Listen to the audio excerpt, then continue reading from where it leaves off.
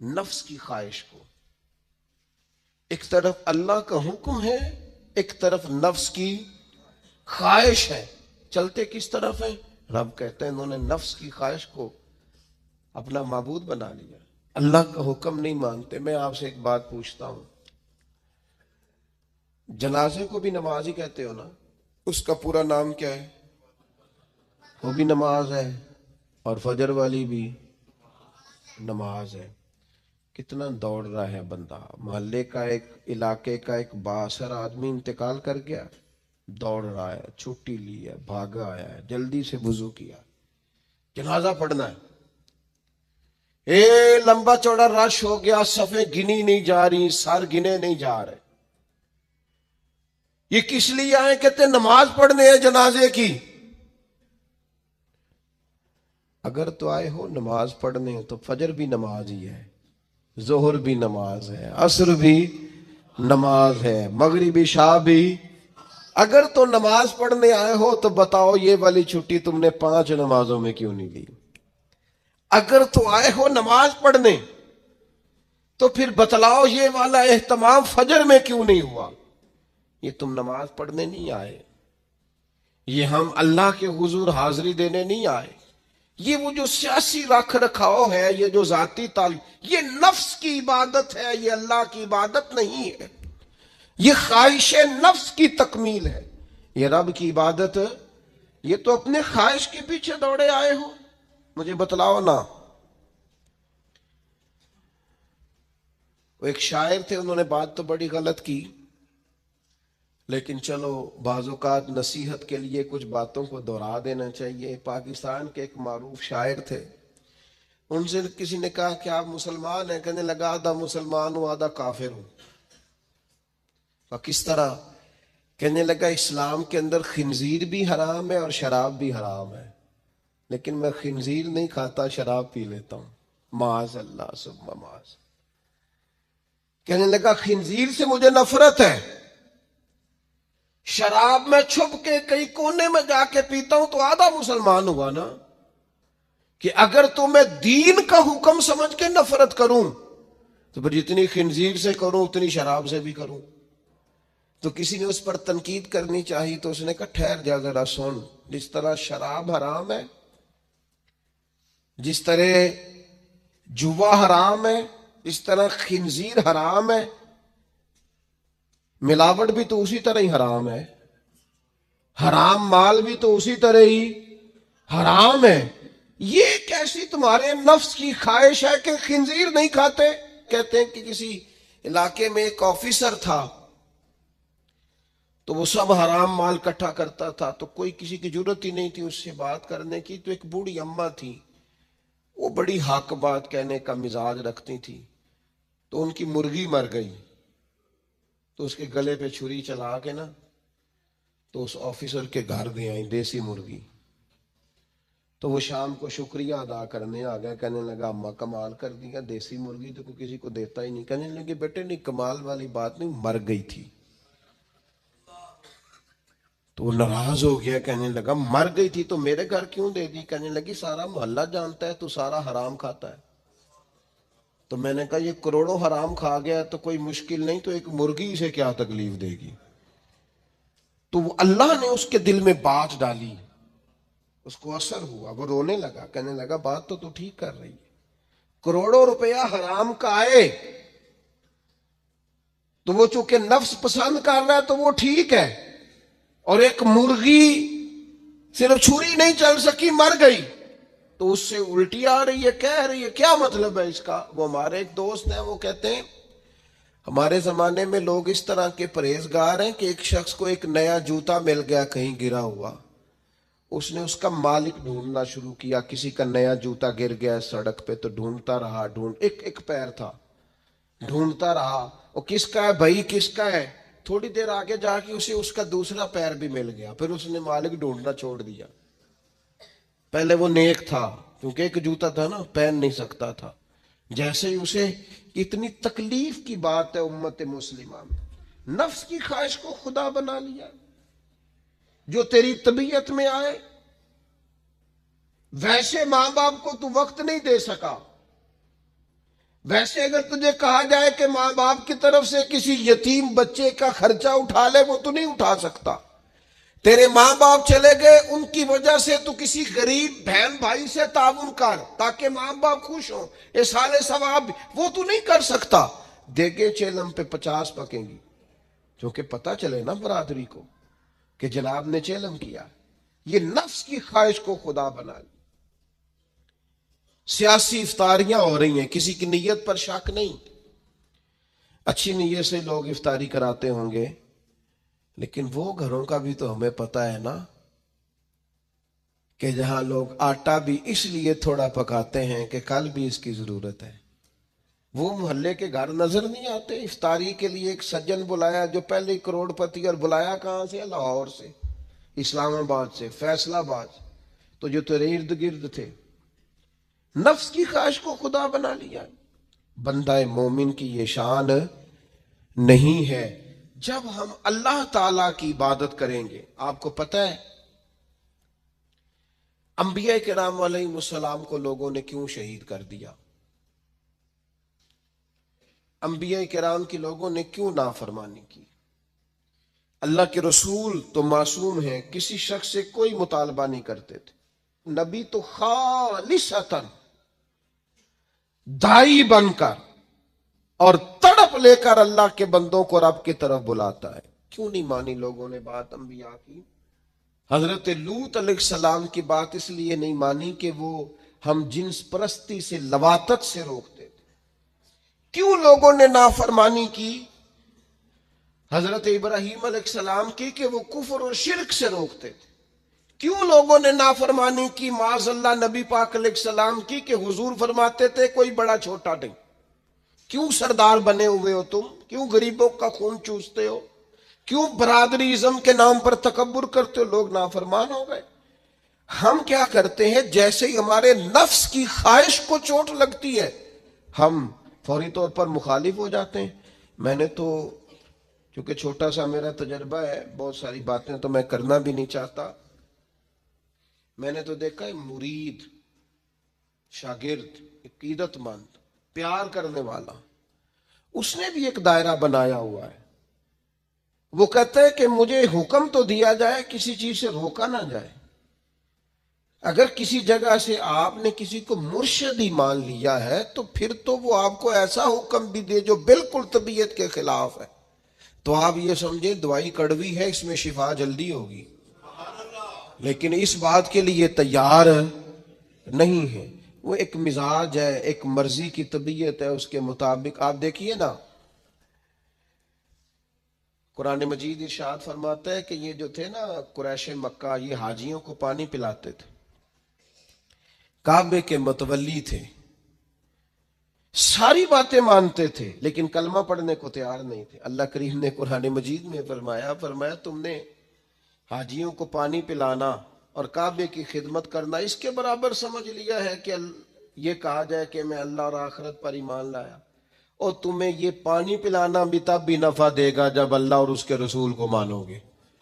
لیکن وہ اپنی مرضی کا مزاج ہے نا جی، اپنی مرضی کی طبیعت ہے۔ اپنی زندگی کے اندر کچھ چیزوں پر توجہ کریں۔ نبی پاک علیہ السلام نے فرمایا جنت اللہ تعالیٰ نے مشکلات سے ڈھانپ دی ہے، دوزخ کو اللہ نے خواہشات سے ڈھانپا ہے۔ اپنی زندگی میں اپنی خواہشات پر توجہ دیں۔ حضور علیہ السلام نے پناہ مانگی ہے، اے اللہ میں نہ ختم ہونے والی خواہش سے تیری پناہ مانگتا ہوں۔ اپنی خواہشات پر، یہ جو ہم پیری مریدی کرتے ہیں نا، یہ جو بیعت کا سلسلہ ہوتا ہے، اس میں سب سے پہلا طریقت کا حکم یہ ہے کہ مرشد آپ کو وہ حکم دے گا جو آپ کی مرضی کے خلاف، اور اگر آپ اسے صحیح کر کے قبول کریں گے نا، دیکھیں بندہ اللہ کا بندہ کب بنتا ہے؟ اللہ کا بندہ تب بنتا ہے جتنا مزہ اسے نیند میں آتا ہے نا، اگر اتنا ہی مزہ اسے فجر کے وقت نیند چھوڑنے کا ہے نا، پھر وہ رب کا بندہ ہے۔ اتنے مزے سے ہی وہ اٹھے جتنا مزہ اسے روٹی کھانے کا آتا ہے نا، اتنا ہی مزہ اسے رمضان میں روزہ رکھنے کا ہے، پھر وہ اللہ کا حقیقی فرما بردار۔ जितना लुत्फ उस शख्स को अल्लाह तबारक व तआला की दी हुई नेमतों को इस्तेमाल करने का आता है ना, उतना ही मजा उसे अगर अल्लाह की बारगाह में मुजाहिदे का आए, फिर वो रब का बंदा है। बनी इसराइल के अंदर ये था कि वो हक बात नहीं कहते थे। होता ये है कि जब इंसान हक बात बयान करता है तो कुछ लोग उसके मुखालिफ हो जाते हैं। आप किसी शख्स के साथ उतनी देर तक पूरी मोहब्बत रख पाते हैं जब आप उसकी हर बात में उसकी तायीद करते हैं। जहां आप किसी को रोकते हैं, मना करते हैं या इजहार हक करते हैं, वहां वो शख्स मुखालफत शुरू कर देता है।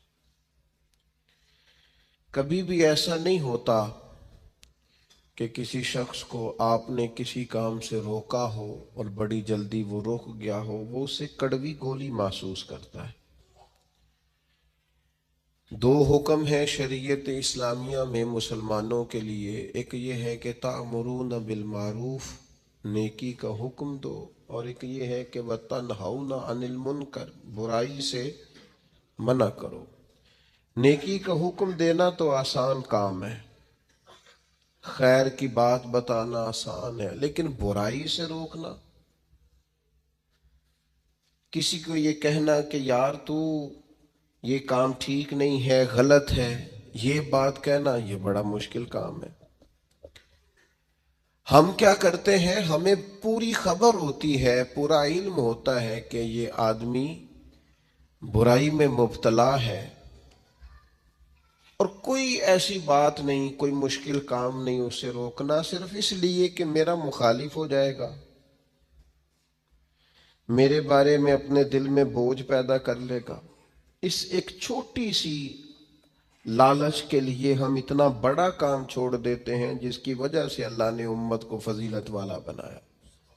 और बाज ऐसे लोग भी मैंने देखे हैं कि जिनके बिल्कुल वो शख्स मातहत होता है, उनका फर्मा बरदार होता है, उन्हें अपना बड़ा जानता है, अगर वो उन्हें रोकेंगे तो वो बंदा आसानी से रुक जाएगा।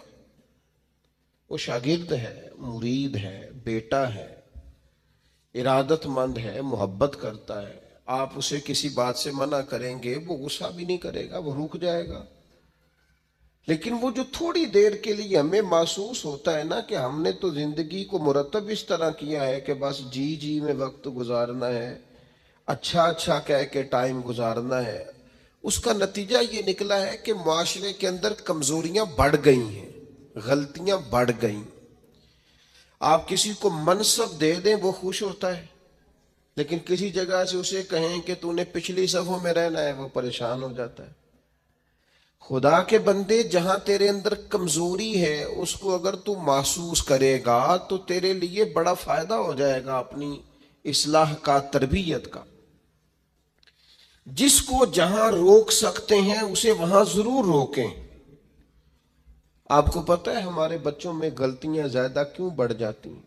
जो वक्त था ना उन्हें मना करने का, उस वक्त हमने उन्हें मना नहीं किया। जो टाइम था उन्हें टोकने का, उस वक्त हमने उन्हें टोका नहीं। जो वक्त था उन्हें समझाने का, उस वक्त हमने उन्हें समझाया नहीं। फिर ऐसा वक्त आता है कि वो गलतियां पक जाती हैं, मिजाज के साथ मुंसलिक हो जाती। फिर हम चाहते हैं कि बच्चों में वो तब्दीली आए, लेकिन उसके साथ बड़ा जुल्म हुआ, वो बेचारा परेशान हो गया। आप कोई जुमला गलत पका लेते हैं ना पढ़ते पढ़ते, तो वो पक जाता है। ठीक कराना भी चाहे बाद में तो एक वक्त आता है वो ठीक नहीं होता, लेकिन अगर वक्त पे उसे ठीक कर दिया जाता तो वो ठीक रहता। अपनों के साथ प्यार करें, अपनों के साथ मोहब्बत करें, अपनों के साथ आपका रिश्ता खुलूस वाला हो। आप देखें वो कहां गलती कर रहे हैं, वक्त पर उनका हाथ पकड़ें। फसल के साथ जड़ी बूटी उग गए तो मेरे भाई जड़ी बूटी काटना भी लाड ही होता है, वो भी फसल के साथ प्यार ही होता है। بچوں میں، شاگردوں میں، مریدوں میں، بھائیوں میں، دوستوں میں غلطیاں آ جائیں تو ان غلطیوں کو دور کرنا یہ محبت ہے۔ آپ اپنے دوستوں کو منع کریں گے تھوڑی دیر کے لیے، یہی ہے نا کہ وہ آپ کو کہیں گے کہ یار جا تو اپنا کام کر، تو یہ تانا آپ نے کس کے لیے سہا؟ تھوڑی دیر کے لیے وہ آپ کو برا ہی کہیں گے، تو یہ آپ نے جو اپنے اوپر اس شخص کی طرف سے آپ نے تھوڑی دیر کے لیے شدت برداشت کی، تو کس کے لیے برداشت کی؟ آپ خیر کی بات کہیں، آپ اچھائی کا جملہ کہیں، آپ لوگوں کو برائی سے منع کریں، آپ کہیں ان سے کہ یہاں شہید ہو گئے حضرت سعید ابن مسیب جیسے لوگ، لیکن حجاج ظالم تھا تو انہوں نے ظالم کہا۔ بڑی مار کھائی امام احمد بن حنبل نے، ان کا پورا کرتا اور ان کا پورا لباس اور تہمت خون سے سارا بھر گیا، لیکن انہوں نے بادشاہ وقت کو کہا جو تو کہہ رہا ہے وہ ٹھیک نہیں ہے، تو غلط کہہ رہا ہے۔ جنازے نکلے علماء اور محدثین کے جیلوں سے، لیکن انہوں نے کہا حق حق ہی ہوتا ہے، خیر خیر ہی ہوتی ہے۔ ہم بات ہی نہیں کرتے، ہم اپنوں کو منع ہی نہیں کرتے، ہم لاڈ میں، پیار میں، محبت میں تباہی کرتے جاتے ہیں اپنوں کی۔ جہاں کسی میں کمزوری دیکھیں، ہاں سمجھائیں پیار کے ساتھ، قائل محبت کے ساتھ کریں، لہجہ مصلحانہ ہو، تنقید برائے تنقید نہ ہو، لیکن حق بات کریں۔ بنی اسرائیل کا جرم کیا ہے؟ ان کا جرم یہ ہے کہ اللہ تعالیٰ انہیں فرماتا ہے وَلَا تَلْبِسُوا الْحَقَّ بِالْبَاطِلِ، حق کو باطل سے نہ ملایا کرو، وَتَقْتُمُوا الْحَقَّ وَأَنْتُمْ تَعْلَمُونَ، اور جانتے بوجھتے ہوئے حق نہ چھپایا کرو۔ نہ باطل کو حق سے ملاؤ، نہ حق کو چھپاؤ، وَأَنْتُمْ تَعْلَمُونَ، تمہیں پتہ ہے، تم جانتے ہو۔ میرے نبی پاک صلی اللہ تعالی علیہ وآلہ وسلم نے ارشاد فرمایا، جب کسی سے کوئی بات پوچھی گئی اور وہ بات جانتا تھا، اسے علم تھا، وہ گواہی اس کے پاس موجود تھی، وہ شہادت اس کے پاس تھی، اس سے پوچھا گیا لیکن اس بندے نے چھپائی۔ یہ سنن ابو داؤد میں حدیث ہے۔ اللہ کے محبوب فرماتے ہیں قیامت کے دن اس بندے کے منہ میں اللہ آگ کی لگام ڈال دے گا۔ لو اب تیرے منہ میں لگام ڈال دی اور وہ بھی آگ کی، اب نہ بولنا، چونکہ جب حق بولنے کا ٹائم تھا تب تو نہیں بولا، جب تیری ضرورت تھی، جب تیرے کہنے سے مظلوم بچ سکتے تھے، جب تیرے بات کرنے سے ظالم پکڑے جا سکتے تھے، جب تیرے دو جملے کہنے سے کسی شخص کی زندگی بھر کی جمع پونجی بچ سکتی تھی، تو بولا نہیں، تو آج تو میدان محشر میں آیا ہے۔ تو میرے محبوب کہتے ہیں، حضور فرماتے ہیں رب اس کے منہ میں آگ کی لگام ڈالے گا۔ اقبال کہنے لگے اپنے بھی خفا مجھ سے ہے اور بیگانے بھی ناخوش، کیوں؟ میں کہتا ہوں وہی بات سمجھتا ہوں جسے حق۔ یہ میری مجبوری ہے کہ میں نے ہمیشہ حق کہا ہے، تو اپنے بھی خفا مجھ سے ہیں اور بیگانے بھی ناخوش۔ سب جگہ پہ میں ملامتی ہوں، ہر شخص میرے بارے میں رائے دیتا ہے کہ بڑا سخت گیر آدمی ہے، بڑے مزاج کے اندر شدت پائی جاتی ہے، کیوں؟ کہ کہتا ہوں وہی بات سمجھتا ہوں جسے حق۔ گروپ بنے ہوئے ہیں، گروہ بندیاں ہو گئیں، کلمہ حق کہیں۔ یہودیوں نے جرم کیا کیا تھا؟ انہیں پتا تھا کہ نبی پاک اللہ کے رسول ہیں، اور کتنا پتا تھا؟ اللہ قرآن مجید میں ارشاد فرماتے ہیں یعرفونہ کما یعرفون ابناءہم، محبوب یہ آپ کو اس طرح جانتے ہیں جس طرح بندہ اپنے بیٹے کو پہچانتا ہے۔ یہ جو اہل کتاب ہے نا، یعرفونہ کما یعرفون ابناءہم، آپ کو اس طرح پہچانتے ہیں جس طرح بیٹوں کو پہچانتے ہیں۔ تورات کے اندر انہوں نے آپ کی ساری خبریں پڑھ لی ہیں، ایک ایک نشانی جانتے ہیں۔ حضرت عبداللہ ابن سلام فرماتے ہیں اللہ کا قرآن اتنا سچا ہے، میں نے تورات پڑھی ہوئی ہے، میں مسلمان ہوا ہوں، میں تمہیں قسم اٹھا کے کہتا ہوں کہ جس طرح میں اپنے بیٹے کو پہچانتا ہوں نا، اس سے بڑھ کر مجھے تورات نے بتایا ہے کہ رسول رحمت اللہ کے سچے رسول ہیں. لیکن نہیں ماننا تو نہیں ماننا، اڑ جانا ہے تو اڑ جانا ہے. گروہ پرست ہو جاتے ہیں لوگ، حق پرست نہیں ہوتے. پارٹی کو سپورٹ کرتے ہیں، حق کو سپورٹ نہیں کرتے. اپنے گروپ کے حمایتی ہیں، حق کے حمایتی، برادری کے حمایتی ہیں، پر حق کے حمایتی نہیں ہیں. اپنی تنظیم کے، جماعت کے، اپنے آپ کے حمایتی ہیں، حق کے حمایتی. بندہ مومن گروہ پرست نہیں ہوتا، بندہ مومن حق پرست ہوتا ہے. وہ دیکھتا ہے حق کدھر ہے، وہ حق پرست. چھوڑ دیں یار، تھوڑی سی زندگی ہے، گروہ پرستی نہ کریں، اپنے آپ کے ساتھ جھوٹ نہ بولیں، اپنے آپ کو دھوکہ نہ دیں، لوگوں کی گڈ بک میں آنے کا شوق چھوڑ دیں. رب کی بارگاہ کے اندر، اپنے ضمیر کی عدالت کے اندر اپنے آپ کو رکھیں. خدا را ساری زندگی اپنی شخصیت کو اور اپنے کردار کے حسن کو چھپا کر نہ گزار دیں. ساری زندگی جو آپ کے اندر ایک مومن بیٹھا ہے، اس مومن کو سلا کے وقت کیوں گزارتے ہو؟ وہ اندر جو نبی پاک کا غلام بیٹھا ہے، جس نے اپنے کریم سے سیکھا ہے کہ سارا زمانہ بھی مخالف ہو تو بات وہی کرنی ہے جو حق اور سچ ہے، اس مومن کو کیوں سلاتے ہو؟ اسے تھپکی کیوں دیتے ہو؟ بچے ہمارے جذبہ رکھتے ہیں حق کا، شوق رکھتے ہیں حق کا، مزاج رکھتے ہیں حق بینی کا، ان کی طبیعت میں ولولہ ہے، جوش ہے. ہم انہیں مداحنت سکھاتے ہیں، ہم انہیں کہتے ہیں نہ بیٹا گراؤنڈ ریالٹی دیکھو، نہ میرا بیٹا تم نہ بات کرنا، نہ ہمارا کیا لینا دینا، کاروبار ٹھیک چل رہا ہے، دکان ٹھیک چل رہی ہے، ادارہ ٹھیک چل رہا ہے. خبردار. اس کا نقصان یہ ہوا ہے کہ ظلم اور جبر کے ڈیرے عام ہیں. جب آپ کو حق سمجھ میں آ جائے پھر دیر نہ کرنا، ورنہ دیر ہو جائے گی. پھر دیر نہ کرنا، پھر اندھیرا ہو جائے گا. پھر دیر نہ کرنا. اگر حق کو حق نہ مانو گے، نہ کہو گے، تو پھر اچانک باطل کو ہی لوگ حق سمجھنے لگ جائیں گے. پھر تم محسوس کرو گے کہ بہت سارے لوگ ایسے ہوں گے جو اندھیرے میں اٹھیں گے، اندھیرے میں چلیں گے، اندھیرے میں گر جائیں گے، اور اندھیرے میں کوئی ان کا ہاتھ پکڑنے والا نہیں ہوگا. اب تو جھوٹ اتنا بولا جاتا ہے کہ لوگ سچ بولنے والے کو اجنبی سمجھتے ہیں. اب تو ریاکاری اتنی کی جاتی ہے کہ اخلاص والا بندہ انوکھا محسوس ہوتا ہے.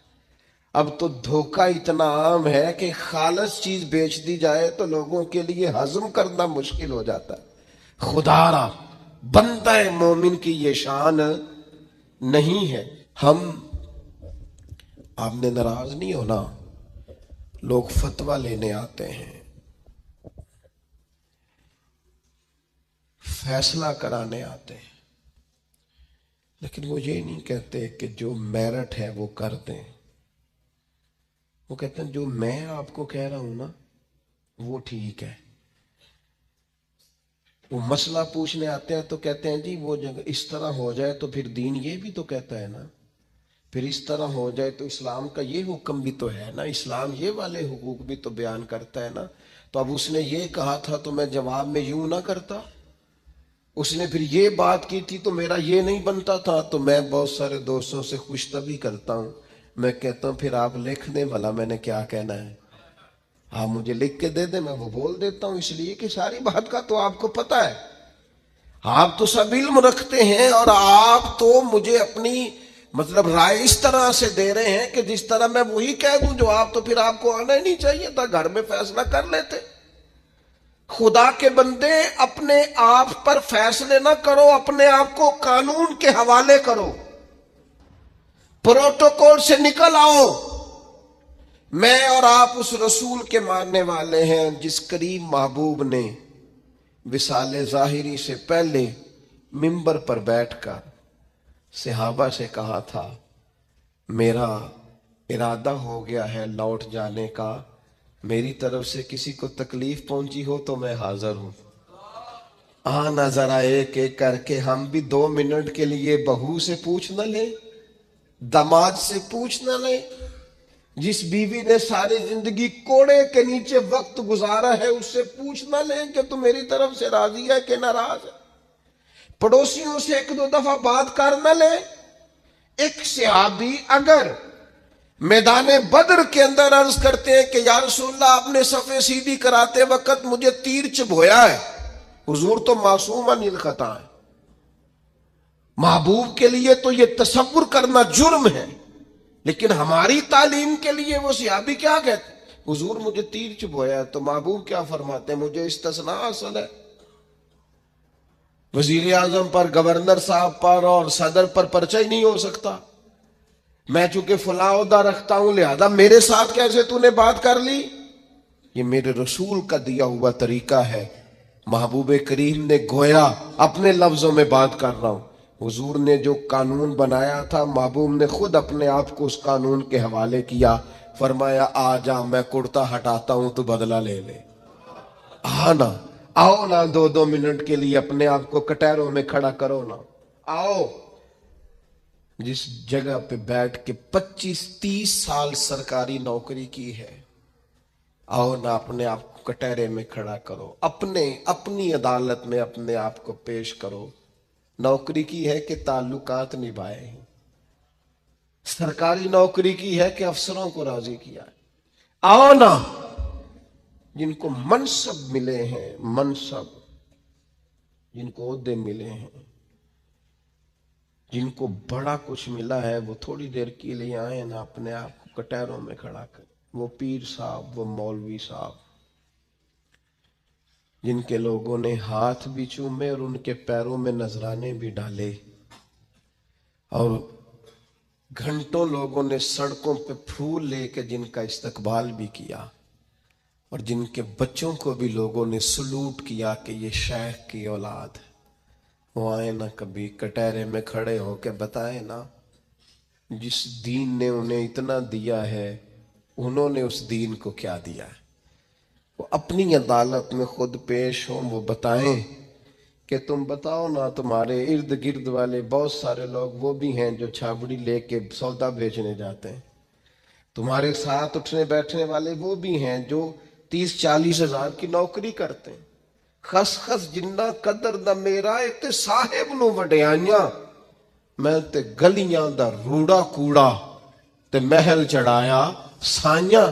تو دے نا جواب دے, لیکن حق بات کی ضرورت ہی نہیں, مزاج ہی نہیں, طے کر لیا ہے کہ حق نہیں کہنا, صرف گروہ بندی کرنی ہے, صرف مزاج یہ بنا لیا ہے کہ میں کسی کو ناراض نہیں کرنا چاہتا, ہو جائے ساری دنیا ناراض ہوتی ہے. بس یہ سوچ کے رات سو جانا سارے ناراض ہو جائیں تو کام چل جائے گا, کہیں اللہ رسول نہ ناراض ہو جائے. یہ سوچ کے سویا کرو. ہمارا حضرت صفیہ رضی اللہ تعالی عنہ ام المومنین ہے.